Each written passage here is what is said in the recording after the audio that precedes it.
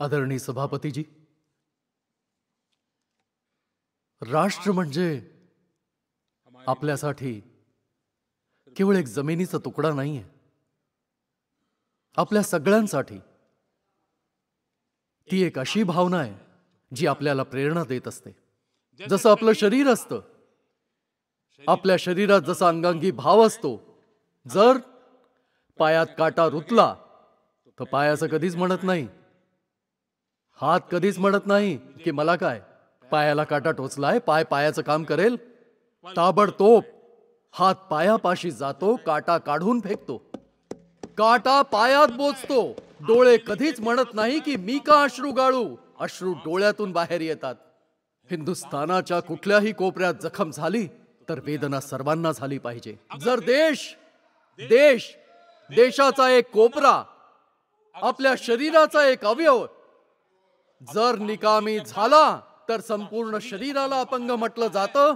शरीर ज्या पद्धतीनं तसा देशाचाही एखादा कोपरा, देशातील एखादा प्रांत विकासापासून वंचित राहिला तर देश विकसित होऊ शकत नाही. आणि म्हणूनच आपण भारताकडे नेहमीच अंगांगी भावाने बघणं सुरू केलं पाहिजे. त्याला तुकड्यात बघून चालणार नाही. ज्या प्रकारची भाषा आजकाल बोलली जाते, देशाला तोडण्यासाठी, राजकीय स्वार्थासाठी नवीन नरेटिव्ह मांडली जात आहेत. एक अख्खं सरकार मैदानात उतरून अशी भाषा बोलतंय. याहून मोठं दुर्भाग्य देशाचं काय असू शकतं? तुम्हीच मला सांगा. झारखंड मधला एखादा आदिवासी मुलगा जर ऑलिम्पिकच्या खेळात भाग घेऊन मेडल घेऊन आला तर आपण काय हा विचार करू की तो झारखंडचा मुलगा आहे? अख्खा देश म्हणतो की हा आमच्या देशाचा मुलगा आहे. जेव्हा झारखंडच्या एखाद्या मुलामध्ये आपल्याला प्रतिभा दिसते आणि त्यासाठी देश हजारो कोटी रुपये, हजारो लाखो खर्च करून त्याला चांगल्या कोचिंगसाठी जगातल्या एखाद्या देशात पाठवतो, तर आपण असं म्हणणार की हा खर्च झारखंडसाठी चाललाय, या देशासाठी होत नाहीये तो. आपण काय करू लागलो आहोत? कसली भाषा बोलायला लागलो? या देशाचा गौरव. आपल्या इथे वॅक्सिन, देशाच्या कोट्यावधी लोकांना वॅक्सिन दिलं. आपण असं म्हणणार का की वॅक्सिन तर त्या भागात बनलंय त्यामुळे हक्क त्यांचा आहे, देशाला नाही मिळणार? असा विचार करू शकतो आपण? वॅक्सिन त्या शहरात बनलंय त्यामुळे देशातल्या इतर शहरांना त्याचा लाभ नाही मिळणार, असं म्हणणार आहे का आपण?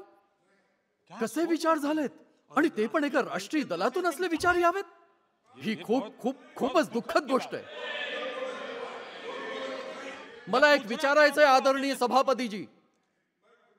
जर हिमालयाने उद्या म्हणायला सुरुवात केली, हिमालय जर उद्या म्हणू लागला की या नद्या माझ्यातून निर्माण होतात, मी तुम्हाला पाणी देणार नाही, पाण्यावरचा हक्क माझा आहे, देशाचं काय होणार?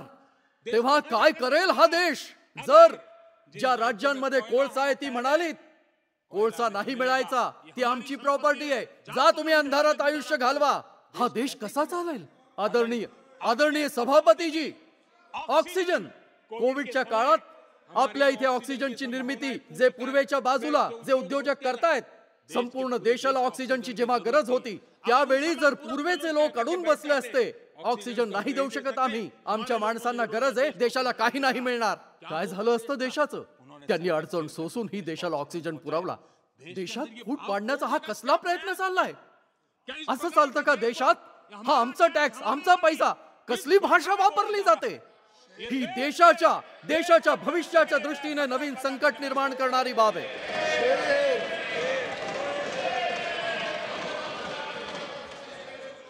देशात फूट पाडण्याची नवनवीन नरेटिव्ह शोधणं बंद करा. देशाला पुढे न्यायचंय, देशाला मिळून मिसळून पुढे नेण्याचा प्रयत्न करा.